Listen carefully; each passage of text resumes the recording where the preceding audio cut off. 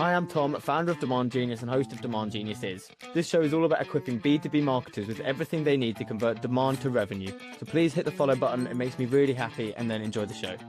Hello and welcome to another episode of Demand Geniuses. I'm Tom Rudnai, same as I was last time. And with me today, I'm going to get straight into introducing, rather than do a long preamble, and introduce Araminta Robertson. So Araminta is the founder and CEO of Mint Copywriting Studios.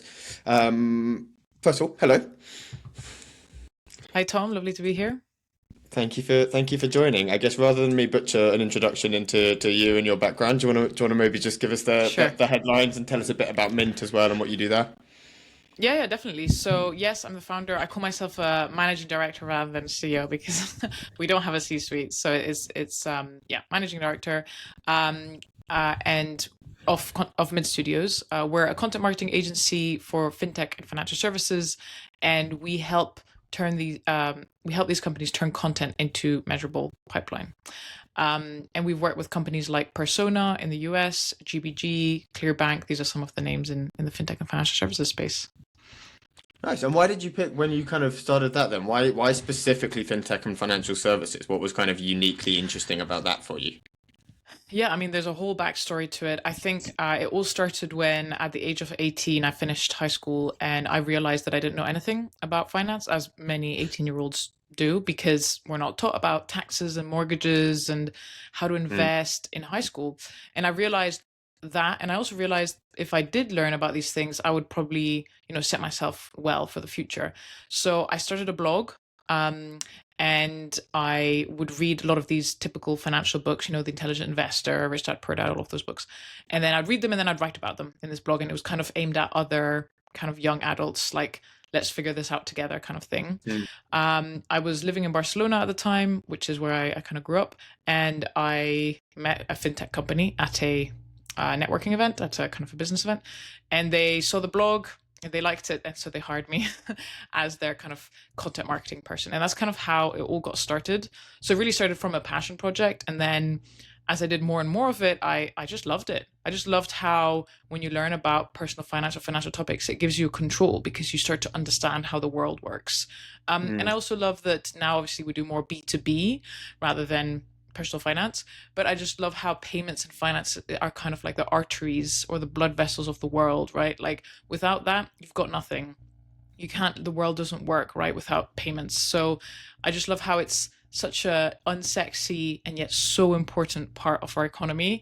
And also the people are fantastic in this industry. They're so generous and lovely. And I think it's because it's unsexy industry, it attracts people who genuinely want to do this or genuinely are interested in this topic. So yeah, that's a bit of a backstory into how I got into it. No, it's interesting though, because it is unsexy. There's nothing like, it doesn't sound fun, fintech, but it's like the operating system of the world, and I can see that going into the weeds on how all of that stitches together must be quite interesting, revealing, and probably exciting. Quite helpful just from a personal perspective. I'm terrible at things like that. Yeah, exactly. Nice. And then one question I always love asking early on, because I think it's really interesting hearing different people's answers, is like, when you look back at the stuff that you've done so far, is there a step in your career that you would say was the most formative, or like a moment that you felt that you really like clicked and you were like, I know what I want to do and I know what I'm good at? Yeah. I guess there were multiple, but I mean, just because it was the beginning of it all, I guess, when I was 18 and I read a book, started reading personal finance books, and I think that's at that moment I realized, okay, this is what I want to do. But I think another one was potentially when I went from freelancer to agency. It was an interesting moment where I had a current client as a freelancer who was saying like, okay, where are the conversions? Like traffic is great, but we want customers. I was reading a book called They Ask You Answer, which is fantastic. Like I call it like the Bible of content marketing. And at the same time, I was doing a course by Grow and Convert, a fantastic content marketing agency, on how to generate conversions with content. And I did all those things, like all those things were happening at the same time. And that's when it all clicked. And I was like, perfect. Now I know what I'm going to do with this agency. We're going to focus on that because I can see the problem there. So yeah, multiple, but maybe those two are the biggest ones. Okay, and then I guess I think it's always one thing I always want to do with this podcast is make sure that I frame any advice that we give, because I think there's advice out there everywhere, and the really hard thing is understanding which advice to listen to. So before we get into some of the stuff that we want to talk about, which is like content, AI search, things like that, what's unique about fintech specifically from like the content marketing conditions that would influence, let's say, if I'm someone listening to this podcast, whether or not I should follow your advice? In what conditions should I follow every bit of advice that you're about to give us? Well, to be honest, first of all, I'm not a huge fan of, like, advice is so contextual. It's very hard for me to give good advice without knowing the situation of each person. So I don't like giving personal advice. From business advice, that's why I take it with a grain of salt. It depends a lot. I can just share what's worked for us and what we've seen. So that's just one thing to say. So what is unique about content marketing, fintech, and financial services? The first one is that the stakes are higher. So, when you're opening a social media account, opening a buffer account like a SaaS tool, it's not the same as opening a business bank account or even choosing a banking as a service partner. Like, the stakes are way higher. And so from a content marketing perspective, it means, especially SEO, that means you're in the YMYL bucket, which means your money or your life. So Google classifies anything around those topics as your money or your life topics. And the reason is because if you give the wrong advice or the content is incorrect, the consequences are much higher, right? Telling someone to invest in crypto coin and lose all their life savings is a much bigger deal than open this SaaS tool that costs $5 a month or whatever. So the stakes are higher. And so that means that your content needs to be more rigorous and more like, you have to be more careful about what you're writing about. I think that's number one.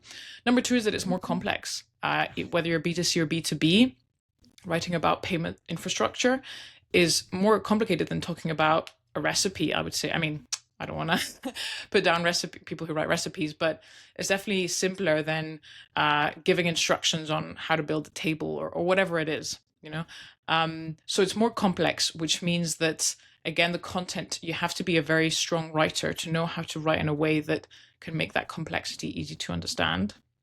And then the last thing I would say is, and this is kind of linked to the two others as well, is like expertise and trust. Right.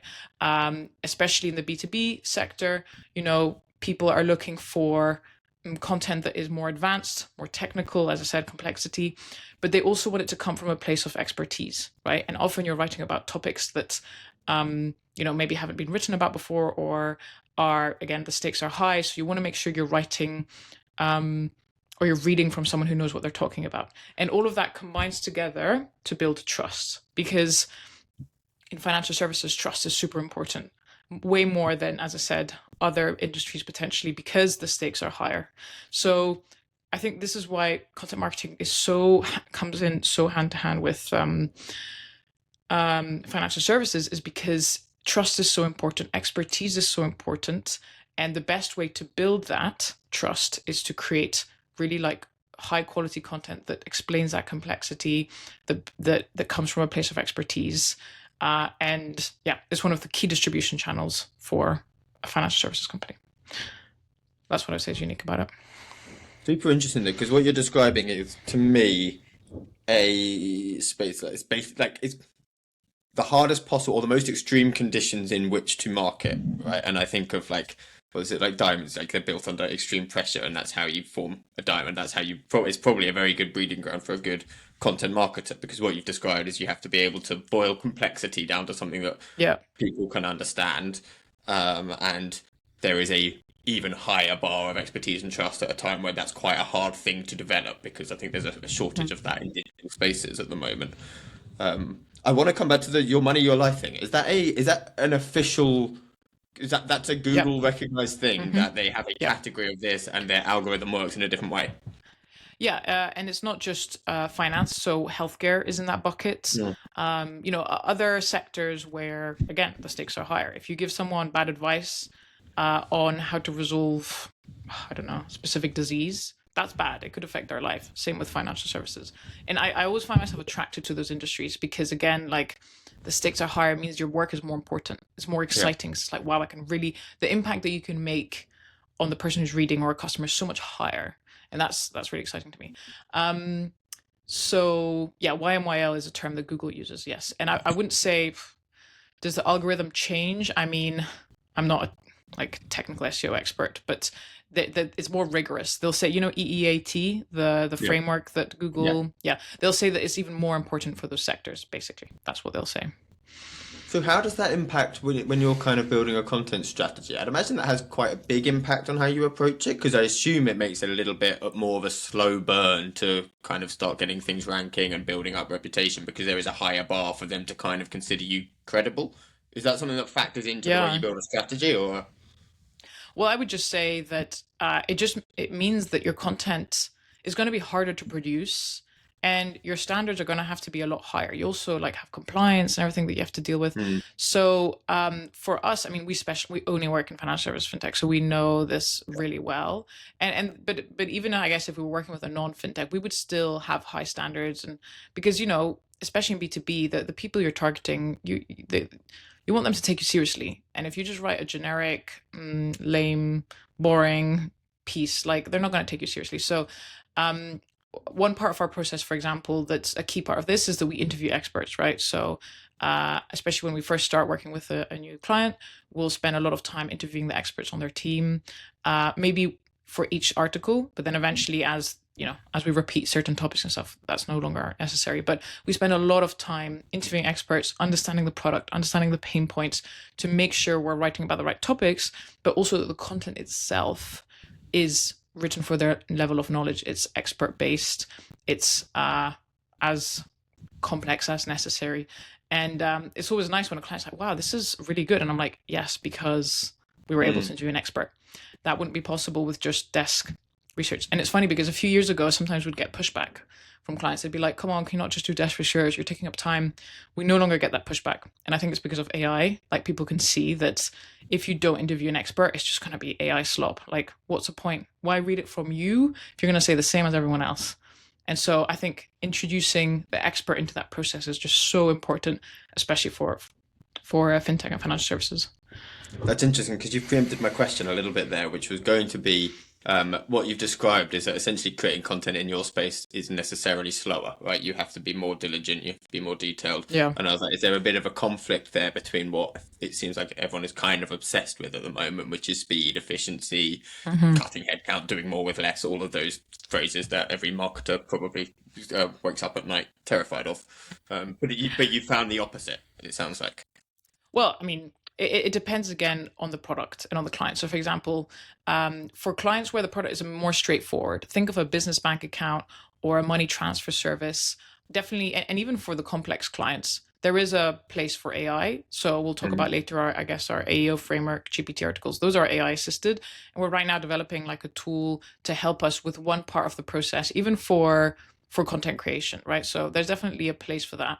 But I think that, as long as you include the experts and make sure that the quality is high, I mean, you do what you want, right? Whether it's AI or not, like that's ultimately up to you. And I think it has, just because it's more complex. Yes, usually, that means it takes a little bit longer, but we're a lot more focused because we're outcome focused. So X number of leads, MQLs, SQLs, it doesn't really matter how many piece of content you produce, as long as that's growing and you're hitting your goals. Ultimately it doesn't really matter, right? So we might produce less or fewer pieces of content than another agency, but because we're tracking the metrics that really matter, ultimately it doesn't really matter, right? Yeah, it's interesting. So it makes me, I guess there's a bit of a selection bias here as well, because obviously people who are talking to and engaging with an agency like yours are the people who are interested in doing good quality content and investing in that. But it doesn't contradict. So we did a big study recently where we basically used our AI to analyze like 50,000 pieces of content in B2B fintech specifically, because we were quite interested in understanding how that had evolved over the last 5 years. It was really cool because actually one of the things you could do is like tell a story of the industry and how the industry as a whole is evolving, just from how the narratives and the storylines change. But one thing that we did notice was there was a huge increase in content velocity. So the speed of output had increased massively, which obviously makes you fear that like AI slop. But one of the cool things about the way our product works and the way that we were doing the study was we were looking for quality markers as well. And they were also on the rise, which kind of reinforces what you're saying, is that as people have increased that velocity, I'd imagine there are some notable exceptions to this, but generally speaking, quality was still improving.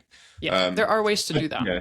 and we're doing them. Like there are, like for example, if you've got already a large body of content published on your website, like that's huge. Like it's so much easier to create good quality AI generated or AI assisted. Always don't do AI generated, AI assisted If you already have lots of content, it will be so much easier. And that's why brand new clients that don't have a lot of content, that's where a human writer is a lot more involved, because there's not much to go from. But if you already have lots, we do a lot more AI assisted with the client. We're like, okay, cool, you've got some really good stuff here. So it also depends on where you are in the journey. Yeah, well, because that's something we've been playing around a lot with. So we have our kind of information game framework, which I won't go into now. But trying to experiment with how we can use AI to create the highest possible level of information gain within a piece of content. And we found that if you just use AI from scratch, it's rubbish. It's not going to get it done. You can, if you feed it with your perspective, you can get our kind of level 1, which is interpretive gain, so a slightly new slot. That you can just give it your brand voice and do it. Anything bigger, it just will not get to. But what you can do is, if you've got great research pieces and you're giving it quality sources that it can infuse in with other things, then it can do a fantastic job. And I guess you're saying for a lot of brands who already have that, it's a big bonus. Yeah. I mean, I always say that your output will be as good as your input. So if your input's really good, so will your output. If we take on a new client and maybe they've got a lot of content but it's not great, we'll still need to do a bit of human written content for a bit, and then we'll do more AI assisted. But yeah, if your input's really strong, then that's where AI can really be fantastic. Yeah, that makes sense. Let's talk about the content itself a little bit then. So I'll start broad. Right? What, in your experience, makes a piece of content LLM optimized? Okay, so to answer this question, I'd have to backtrack a little bit. So around October, September 2025, we developed a framework to help companies basically influence LLM visibility, get recommended more often by LLMs. And so the way this GPT, we call it the GPT framework, and the way this works is you start off by deciding the bottom of the funnel topics. Like, this is our whole thesis: start with the bottom of the funnel, because there are, the people at that who are ready to convert. These are people who are aware they have a problem and are actively looking for a solution. They already have, money in their hands, are ready to close.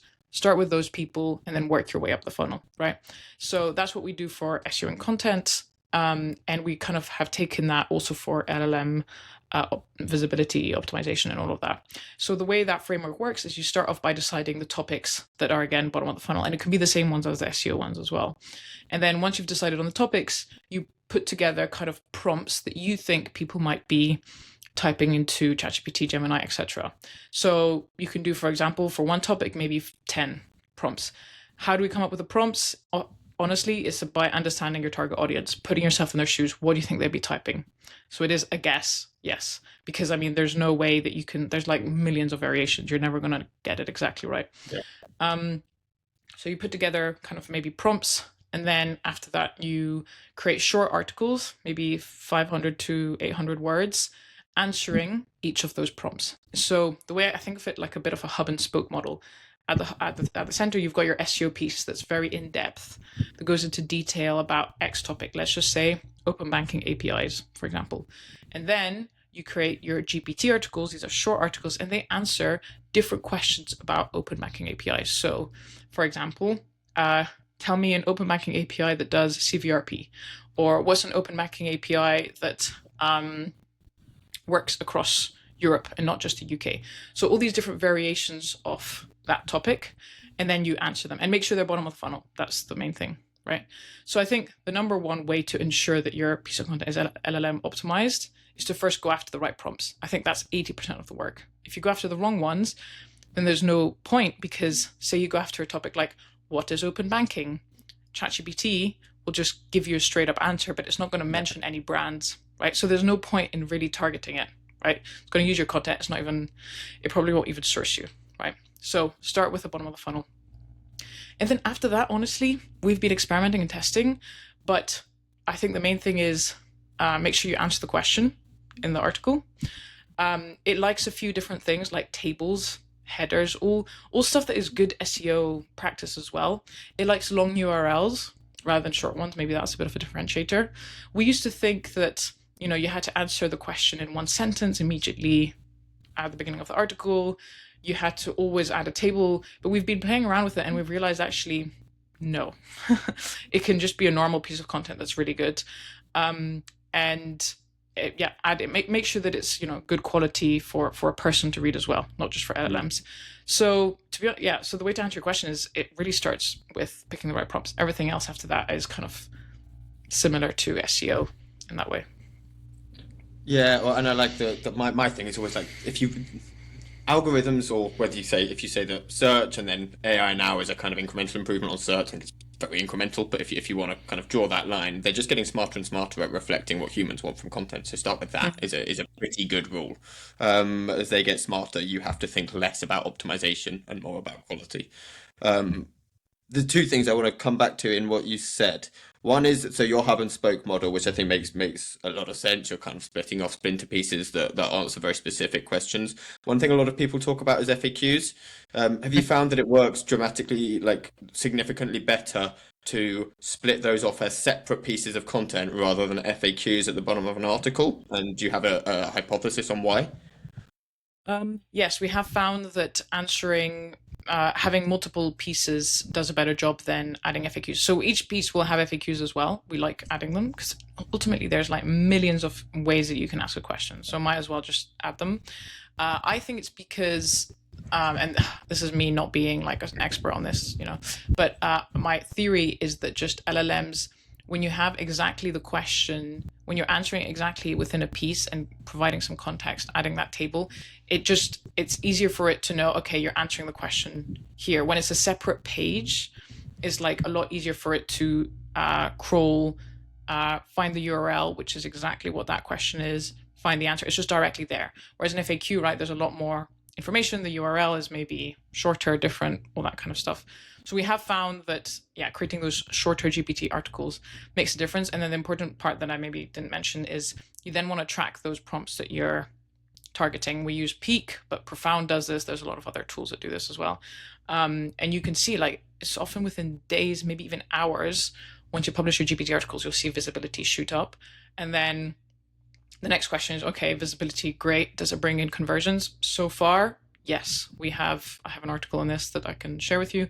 And we have seen that when you start publishing more GPT articles and going after the right topics, you'll start to see an increase in inbounds as well, which proves the theory that if you target one prompt, you will automatically start appearing for related prompts. You know what I mean? Like even if it's not exactly worded the same way.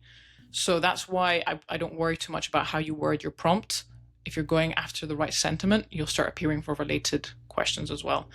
And we have found that client or companies that are quite early stage, maybe even too early for SEO, they're the ones who benefit the most from this because LLMs are so much faster than Google at showing brands and all that. So yeah, it's a really exciting space. Yeah, that does make sense, and I've got to put it in there. Demand Genius also does that, as well as Peak and Profound, which do a fantastic job. But it's fine. Okay, no offense taken. No offense taken. The other things that I wanted to come back to were, you mentioned starting at the bottom of the funnel, which I think makes all the sense of the world. Now, one thing that we've known from our research, where we were looking at top, middle, bottom of funnel, and how AI behaves at each stage of this, is that retrieval only gets invoked at the bottom of the funnel. Really, a little bit at the middle of the funnel, but mainly at the bottom. Like, have you had customers where you've started at the bottom and got to the point of now we're working up? And what have you found works then, and how do you measure it? And because if retrieval isn't getting invoked, I think it's fair to say none of this is gonna work at that point, right? Yeah. I don't think so. I think people always underestimate. There's always that statistic out there. Oh, only 3% of your customers are at the bottom of the funnel. I think, first of all, okay, 3% sounds very small, but it's so much bigger than we think it is. And then there's also a few things you can do in terms of targeting people at the middle of the funnel, but who are closer to the bottom. So, for example, I call this damning demand. So, for example, say your product is like a credit card, for a business credit card. Someone who types in Amex fees, Amex business Amex card, no fees. That is kind of where are they in the funnel? I don't know. They want an Amex card, but they want an alternative that's without fees, right? What they're writing is a pain point, really. And so there are ways to be creative and figure out the topics and the keywords that people are using to indicate they're looking for a solution like yours. And so I think people underestimate that section of their target market. It's a lot bigger than they think it is. So with GPT articles, we have definitely, we're still doing lots of the bottom and like more middle, but aware. We haven't run out of that. For SEO, because the keywords are shorter, there's not like, it's a more straightforward process. We have reached a point where you have to go more middle of the funnel and all of that. That definitely has happened. But for GPT articles, I think because there's so many variations, you just never. And what's really cool with prompts as well is that you can almost do it the other way around from SEO, but because we're able to do so many more and there's so many shorter articles, often we have like a hunch, or like, I feel like people looking up for this topic might like, but we're not sure. We'll go after it with GPT articles, and then we'll see that it starts to work and people start to come in. Maybe even some of the GPT articles are ranking, and then it's like, okay, let's do an SEO article now targeting. Yeah. So sometimes you get more data just by doing these shorter articles, because it quickly tells you maybe which topics people are actually looking for. And you'd be surprised at how many, like search volume 0 or NA on SEMrush, like barely any. And actually it's people are searching for it. I think a big reason is also potentially people are starting to use Google more like Gemini already. So they're already the long tails already getting longer and longer as people start to personalize their searches. So yeah. Anyway, there's a lot to talk about here. As you can see. That's very interesting though, because one of the things that I get quite interested in is how SEO and AEO or GEO overlap, because I do think I'm of the opinion that they're quite different. As the kind of SEO side is one component of GEO, but there are a lot of differences between the two. And I do think at times those things actually conflict. But that's a really interesting use case or example where the two go hand in hand, because I know one of the big kind of edges that you can achieve in SEO is if you're better at finding the long tail keywords that are getting relevant traffic or high intent traffic for your product. That's huge. So if you can use GEO as a testing ground for that, that's cool. Yeah, exactly. The other thing that I have to come back to that you said in yours, which sounds ridiculous to me, is long URLs. Why on earth does AI prefer that? I think it's just because it's more specific. So there, again, I'm not the right person to break this down. There's lots of articles that do it better than I will right now. But anyway, it signals the content better. Well, when it does RAG, right? When it like researches online, let's say ChatGPT, what it does is that, and you can see it when it does the fan out queries, right? Is that it's going to take your prompt, it's going to break it down into keywords, right? And then it's going to search and see which URLs match that. So if your URL has all those words in it, in that prompt, it's going to go immediately there, because it's like, okay, boom, you've literally got all the words that that this person put into the prompt. So I'm going to go there first. And then it might go to some other ones as well. But because you're giving it exactly what it wants, and also in the meta description, we always make sure to answer the question exactly as well. Then it's going to, that's why it prefers that. It will prefers, I mean, it's an algorithm, but yeah, we like to personify the algorithm for people who spend a lot of time doing this. You get to know it. Okay, awesome. That's super interesting. Let's look at the other side of the coin. I think it's a difficult space to wade through at the moment, and there's a lot of kind of myths and misinformation out there. Are there anything that you see very commonly kind of recommended or talked about that when you've tried it, you simply haven't been able to see that has an impact? I think the biggest thing is that there's just so much vague advice out there. People will be like, oh yeah, do chunking, or make your headers like this, or make it more conversational. And I'm like, people are already doing this. This is not actionable. I like a framework, like something repeatable that I can scale over time, which is why I love our GPT framework. So I think that's the biggest issue. It's not that it's wrong, it's just like unhelpful. And people who are calling themselves GEO experts, and then they just, give out this kind of generic advice that's not very helpful.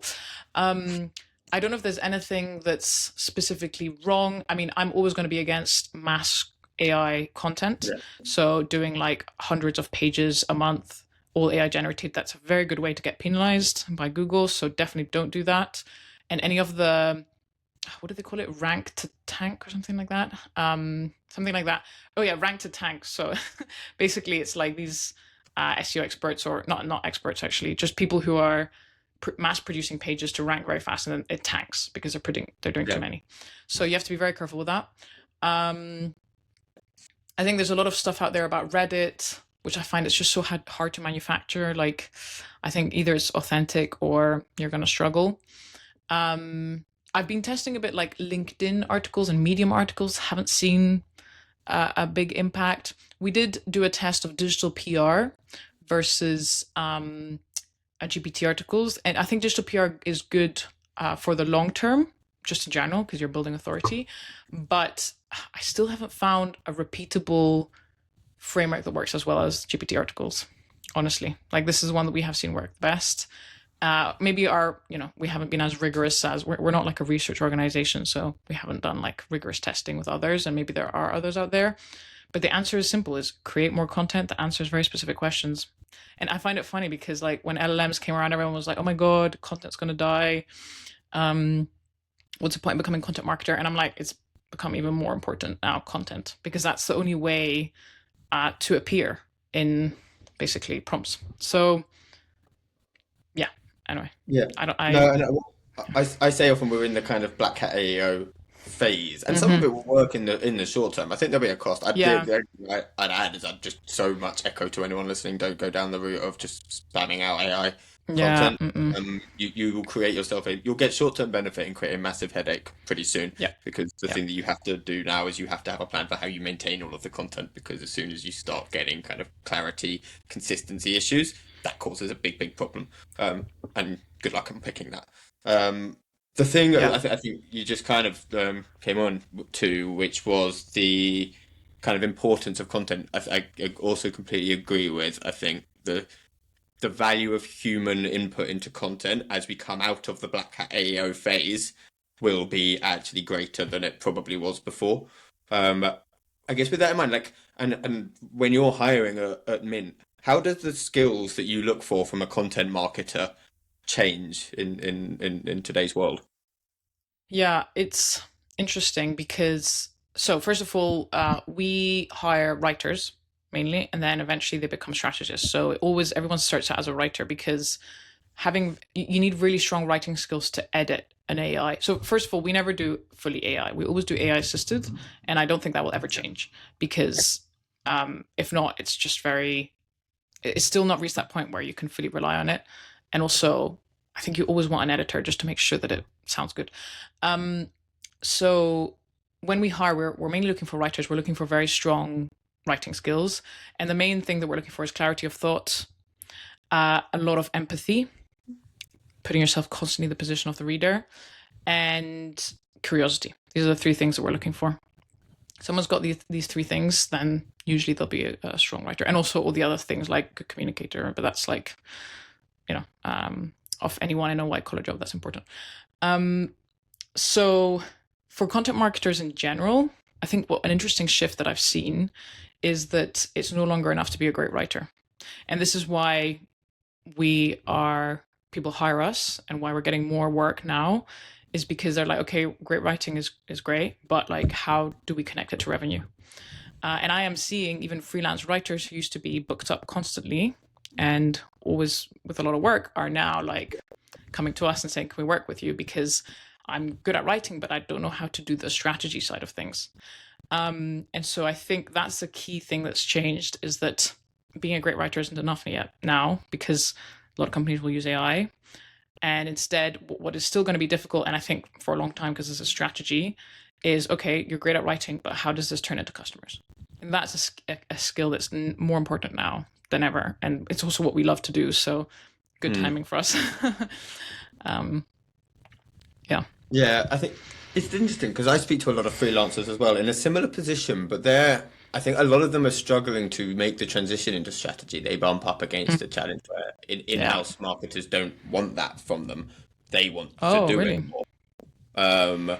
But I guess it's probably that's a lot of selection bias there, right? Because when you want just content written, maybe that's when you go to a freelancer, and when you're looking for strategy, you're looking more for an agency or potentially, yeah.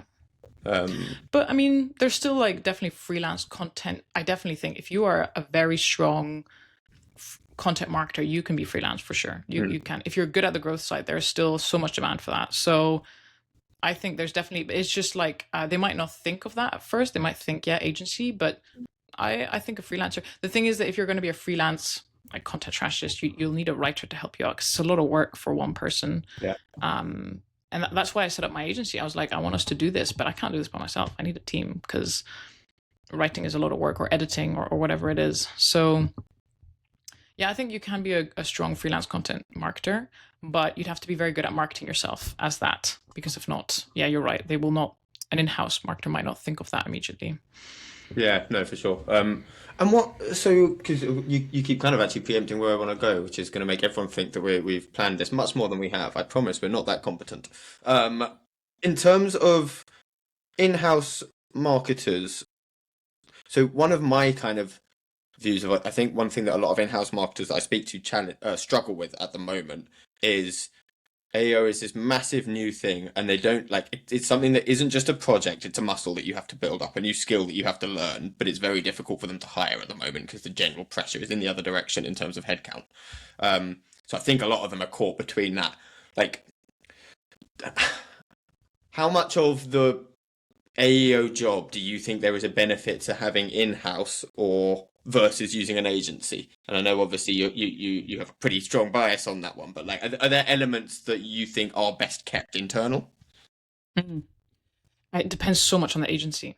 Like if it's us, I would say, well, we only take on clients where we do SEO, content, and AEO. We wouldn't do AEO only. And we have had people reach out and say, can you just do the AEO side? And we'll say no, because it's such a small thing that like it just doesn't make sense to take on a full-on agency just for AEO. I think it only makes sense if you hire them to do SEO and other stuff as well.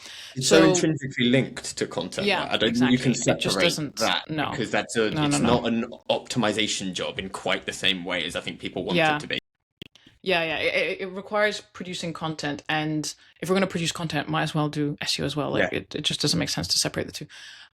So it depends so much on the stage, on the agency they're going to hire. It depends so much on where they are at in their SEO and AEO journey. So what I would say is if the agency, because we developed our own framework, if the agency uses that framework, then I would say pick the agency because they know what they're talking about. They're doing the right thing. If it's an agency that is telling you to create tons of AI spammy content, I would say don't pick an agency. So this is why it depends so much on the strategy that that agency is going to implement. Having said that, like whenever someone comes to us and says, can we just do AEO? I just send them to our article that explains our process. And I'm like, you can do this internally. It's not that complicated. Yeah. And I think that if you, and we actually did have this with a client of ours where the work had reached a natural point where like results were really good. There wasn't much left for us to do. And we were like, honestly, you guys are doing really well. We're just going to pass on our framework to you and you can implement it internally. And it's literally happened. And a month ago, we checked in with them and they were like, yeah, AI, LLMs bring in 20 to 30% of our inbound now and the best quality as well. So that's why it's, again, based on where they are in their journey, it's hard to answer that question. I think if they're very early stage, again, maybe agency helps with strategy framework. But if you have quite a mature content program doing well with SEO, I think you can do AEO internally for sure. And I can send the article that I talked about and implement the GPT framework and you're good. You're going to do well. So yeah, I kind of try to answer your question, but as you can see, it really depends on the situation.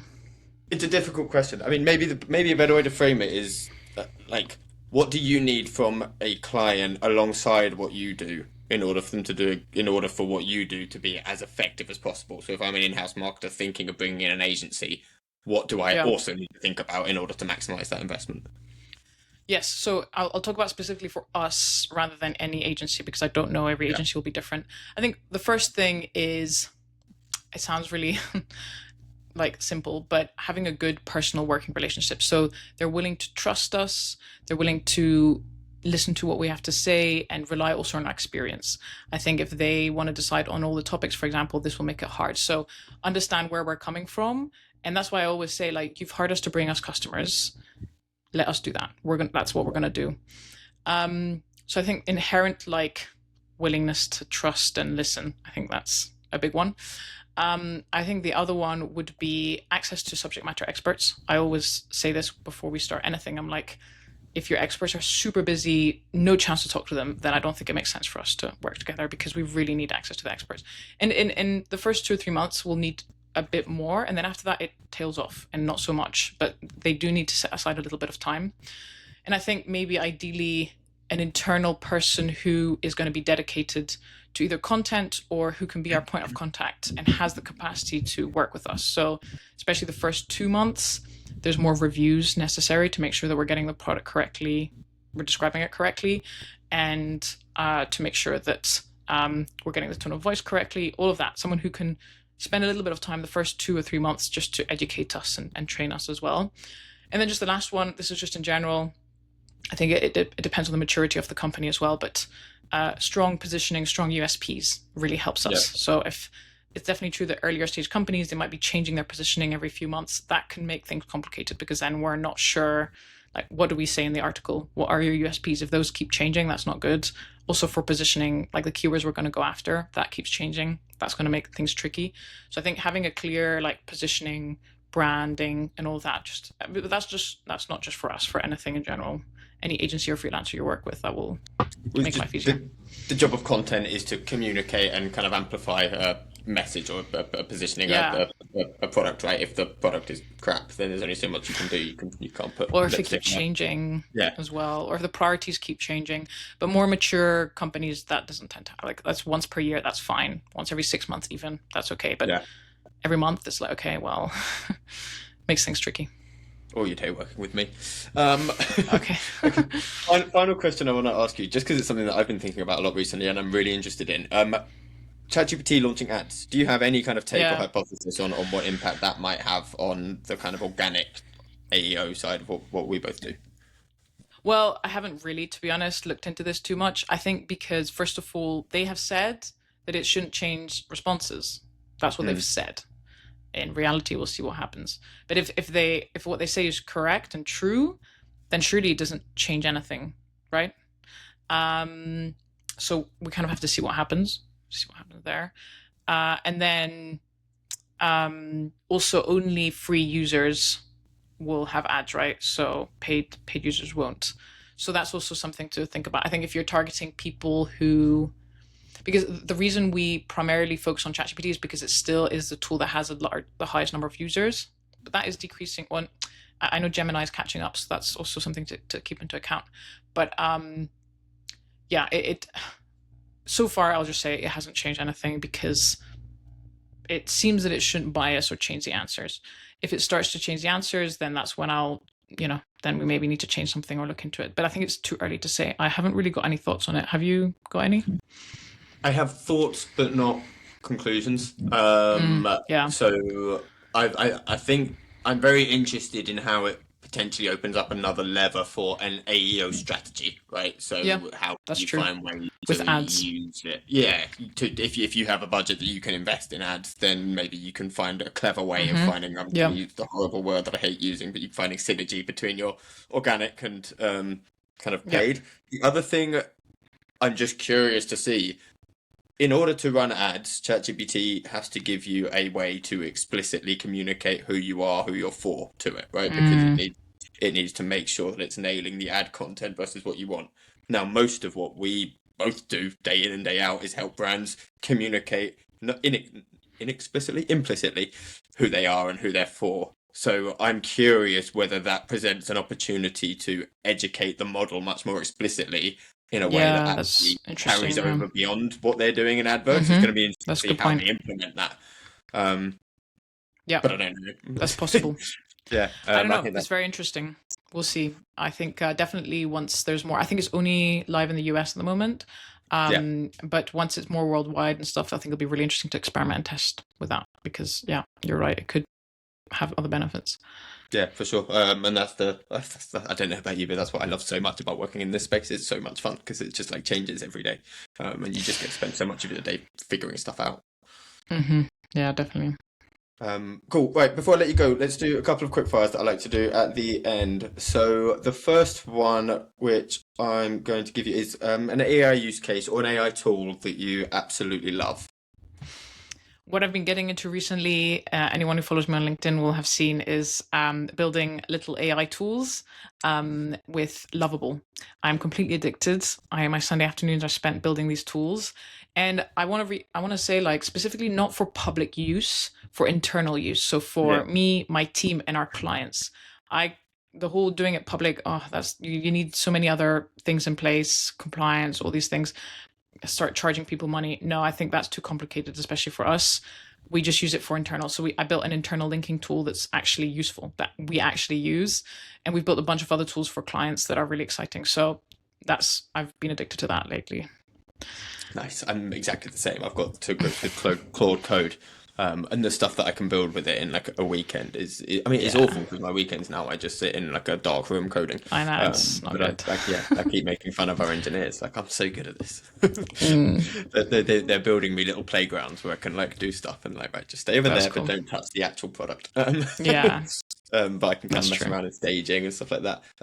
Yeah, cool. I love that. And then for you personally, is there a skill or a trait that you have that you think has really helped you in your career? I think this could be, it's a positive and a negative, which is being very stubborn. Which I think that just when things aren't going well, just being like, I don't care, I'm going to keep trying. Like, even if everything is telling me to stop or everything is like, I think that's what's allowed me to keep going when things can get tough. But there's also a downside to being stubborn, and my husband will always say that, which means that sometimes it can be, you have to also know when to quit and when to stop. But I think it's benefited me a bit as well. So a bit of the two sides of it. Yeah, I think you could probably find some people who would say that I have a similar trait. Yeah. And if how we can rephrase this one for you, but I always find it quite fun.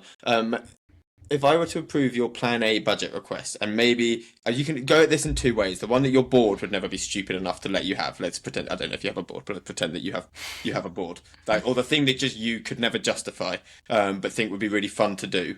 Or maybe that a client would never give you the budget to do if that's more fun for you. What would you do? So if we're talking about Mint Studio specifically, I think I am so like bullish or excited about events. If I could, I would hire a bunch of fantastic event marketers and just do lots of events. I love being one of the organizers and attending them. I don't like being the only organizer because they're very stressful. But hiring a bunch of event marketers and just doing lots of things like dinners, workshops, side events, everything. I just love it. It's so much fun, especially when we spend so much time in front of a laptop. Being able to do in-person stuff with really smart, interesting people. I love it. Yeah, I've had the same thought actually quite recently because I think it's something that works really well at the moment, but I'm just not like an event organizer-y person. I've been really bad at organizing stuff for my birthdays. I barely ever invite my friends over. I'm not the host. But I think it's a very effective thing to do at the moment. And then final one is always a bit more fun, and I always think on podcasts people sound really smart, and I think it's nice for people to realize that they're often actually not. Like, what was the biggest screw up that you have or that you remember in your career? I'll just say the most embarrassing one because I haven't really, I'd have to think about it for a lot more longer to think about it to really have an answer. But I think two embarrassing moments stand out. One is on stage at one of our conferences, I think I accidentally called someone by their company name rather than their actual first name. I was exhausted and it was the end of the day. Luckily everyone laughed, but I felt mortified. And then I think at a different event as well, I completely forgot someone's name. I knew this person well. I knew her name, not a problem. But on the stage, I actually said, I'm so sorry. Can you remind me? That was very embarrassing as well. So it happens. Yeah. When you do a lot of events, things are going to go wrong. And yeah, that's happened, unfortunately. Yeah. It's that thing. You have like the lights. And they're so disorienting. And it's so easy to just have like a mental block in that moment. Yeah, exactly. Can you share the name of the company? What did you think this person's name was? No, I don't want to embarrass them even further, or embarrass myself even further. On that stage, that was enough. No, I don't need to do it anymore. But luckily, they took it very well, really chill, and I'm still in touch with her and everything, and very nice people. But to me, I'm always like, especially someone's first name is so important. People always mess up my name. Like, I know how important it is to get that right. So it was a weak moment for me, but I try to not let that happen again. Yeah, I mean, luckily that's not one that I empathise with as a Tom. I don't really have to come across one too much. That's not a battle I have to fight. My surname though, that one I get. Yeah. And then just before I let you go, one recommendation for everyone. So a book, a podcast, a thought leader, something you love that people should check out. Yes, so I love April Dunford. Huge fan of everything she creates, especially her book Sales Pitch. I think if you're selling anything, whether you're a freelancer, agency, or if you're an in-house marketer maybe if you're a product marketer especially, and you're trying to understand sales more, what a great book. If you're in the agency world, Blair Enns, David Baker, love them. Anything they do is fantastic. And then solely marketing, I'm getting into Emily Kramer. I think that's how you say her last name. Or Kramer, I'm not sure.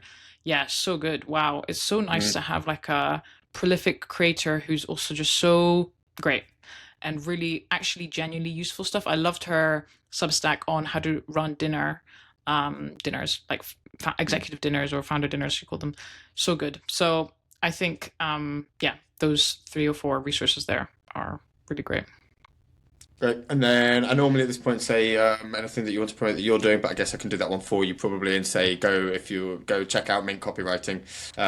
But I'll give you the space to do that yourself. Sorry, what's the question? Sorry, anything that you'd like to promote that you're doing. Promote. Well, we just relaunched our podcast. It was under the Fintech Marketing Hub brand. Now it's under our own brand. So if you'd like to check that out, it's called Fintech Marketing Lab. And we've got some fantastic guests, including yourself, who are coming on. So I'd love if you could check that out. Feel free to skip the me episode. I will not be offended. I don't blame you. Cool, Araminta, I'm going to let you move on with your day. But thank you very much for joining us. I think I always love, I think anyone who's trying to sort through who to listen to in the space that we're in, the AI search space. Ask them questions, and if they don't ever say they're not sure, then just leave. Don't trust them. And you said you're not sure 5 times in this, which you could frame as a negative, but I think that's a fantastic thing, and it's a reason for people to listen. So thank you for joining. Been fun. Thanks, Tom, for having me. It's been a pleasure. Bye bye.